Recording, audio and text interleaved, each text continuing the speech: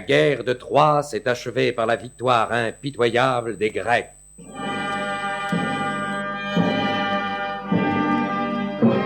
La ville a été livrée aux flammes, les hommes massacrés, leurs femmes emmenées comme captives. Cassandre a dû suivre Agamemnon, et Cube est parti sur le navire d'Ulysse. Le fils d'Achille, lui, Pyrrhus, après avoir tué de sa propre main le vieux Priam, après avoir égorgé Polyxène, s'est vu attribuer la veuve même du chef des Troyens, Andromaque. Il l'a ramenée avec lui dans son lointain royaume d'Épire.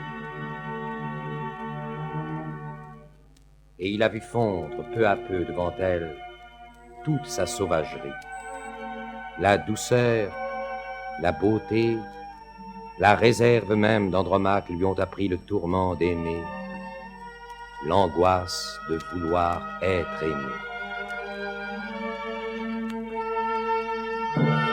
Il s'était laissé fiancer sans déplaisir naguère à la jeune à l'éclatante Hermione, mais elle est arrivée de Sparte et il retarde chaque jour le mariage.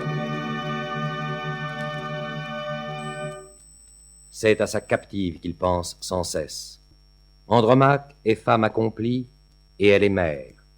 C'est elle qu'il veut connaître, toucher, qu'il menace lorsqu'il souffre trop.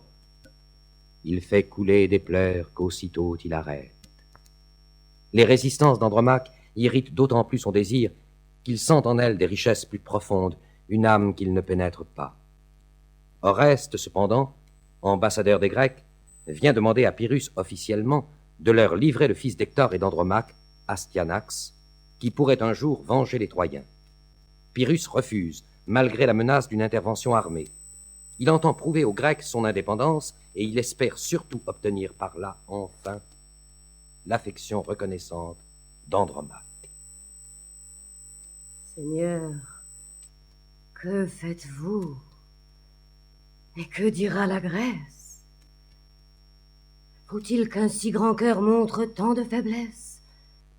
Voulez-vous qu'un dessein si beau, si généreux, passe pour le transport d'un esprit amoureux?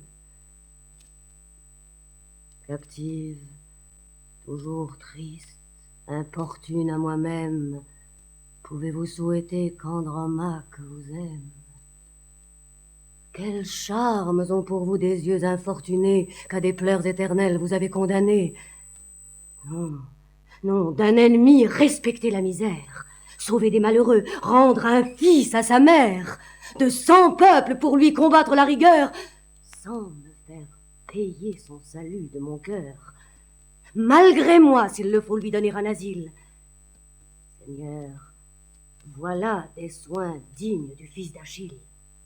Souffrez que loin des Grecs et même loin de vous, j'aille cacher mon fils et pleurer mon époux. Votre amour contre nous allume trop de haine.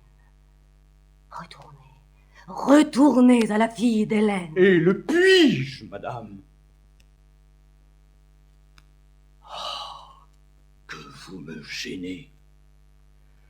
Comment lui rendre un cœur que vous me retenez? Je sais que de mes vœux on lui promit l'empire. Je sais que pour régner elle vint dans les pires. Le sort vous y voulut l'une et l'autre amener, vous pour porter des fers, elle pour en donner. Cependant, ai-je pris quelque soin de lui plaire? Et ne dirait-on pas, en voyant au contraire vos charmes tout-puissants et les siens dédaignés, qu'elle est ici captive et que vous y régnez? Ah, qu'un seul des soupirs que mon cœur vous envoie, s'il s'échappait vers elle, y porterait de joie. Et pourquoi vos soupirs seraient-ils repoussés? Aurait-elle oublié vos services passés? Troie, Hector, contre vous révolte-t-il son âme? Aux cendres d'un époux doit-elle enfin sa flamme? Et quel époux encore?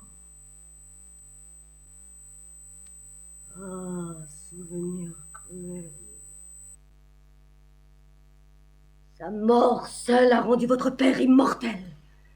Il doit au sang d'Hector tout l'éclat de ses armes, et vous n'êtes tous deux connus que par mes larmes. Eh bien, madame, eh bien, il faut vous obéir. Il faut vous oublier. Ou plutôt vous haïr, oui. mais veut en trop loin pousser leur violence pour ne plus s'arrêter que dans l'indifférence. Songez-y bien. Il faut désormais que mon cœur, s'il n'aime avec transport, haïsse avec fureur. Je n'épargnerai rien dans ma juste colère. Le fils me répondra des mépris de la mère. La Grèce le demande. Et je ne prétends pas mettre toujours ma gloire à sauver des ingrats. Hélas, il mourra donc. Il n'a pour sa défense que les pleurs de sa mère et que son innocence. Et peut-être après tout, en l'état où je suis, sa mort avancera la fin de mes ennuis. Je prolongeais pour lui ma vie et ma misère, mais enfin, sur ses pas, j'irai revoir son père. Ainsi, tous trois, Seigneur, par vous soient réunis, nous vous. Allez, madame. Allez voir votre fils. Peut-être en le voyant, votre amour plus timide ne prendra pas toujours sa colère pour guide. Pour savoir nos destins, Nous espérons que vous avez apprécié cet aperçu. Pour continuer à écouter ce livre audio sur Google Play Livres, utilisez le lien dans la description de la vidéo.